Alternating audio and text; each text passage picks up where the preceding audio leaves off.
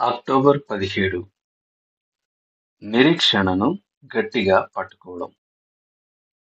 చదవండి.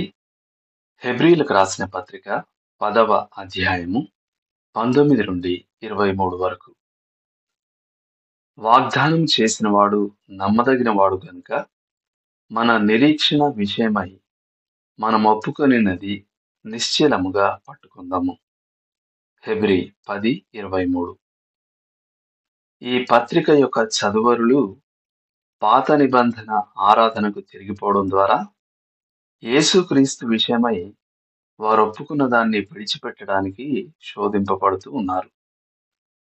అయితే వారి రక్షణను గట్టిగా పట్టుకోవాలని ఈ రచయిత వారిని హెచ్చరించడం లేదు. ఎందుకంటే వారి భద్రత వారిలో గాక క్రీస్తులో ఉంది. దానికి బదులు ఆయన మనము ఒప్పుకున్న నిరీక్షణను గట్టిగా పట్టుకోమని వారిని ఆహ్వానించాడు. 23వ వచనం.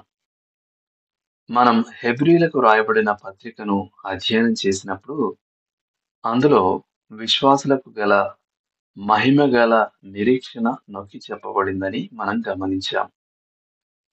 దేవుడు అనేక కుమారులను మహిమకు తెచ్చుచున్నాడు. 2:10. విశ్వాసులు పరలోక పిలుపులో పాలి భాగస్థులు. 3:1. కాబట్టి వారు నిరీక్షణ కలిగి ఆనందించగలరు. 3:6. నిరీక్షణ హెబ్రీ పత్రిక 6వ అధ్యాయంలోని ముఖ్యాంశాల్లో ఒకటి. మనం క్రీస్తు పునరాగమనం కొరకు ఎదురు చూస్తున్నాం. 9:28. మరియు మనం రాబో పట్టణం కొరకు కనిపెడుతున్నాం. 13:14. మనం క్రీస్తుపై మన నిరీక్షణను స్థిరంగా నిలిపి దేవుని విశ్వాస్యతపై ఆధారపడినప్పుడు మనం ఊగిసలాడం. యూదులు తరచూ చేసినట్టు మనం వెనుకకు చూడక ప్రభువు రాకడకై ముందుకు చూడాలి. 10వ అధ్యాయం 23 నుండి 25 వరకు. లోతుగా ఆలోచించాల్సిన విషయం.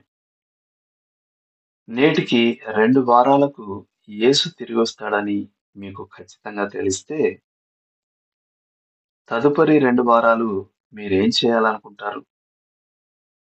వాటిలో మీరు మామూలుగానే చేస్తూ ఉండేవి ఏవి?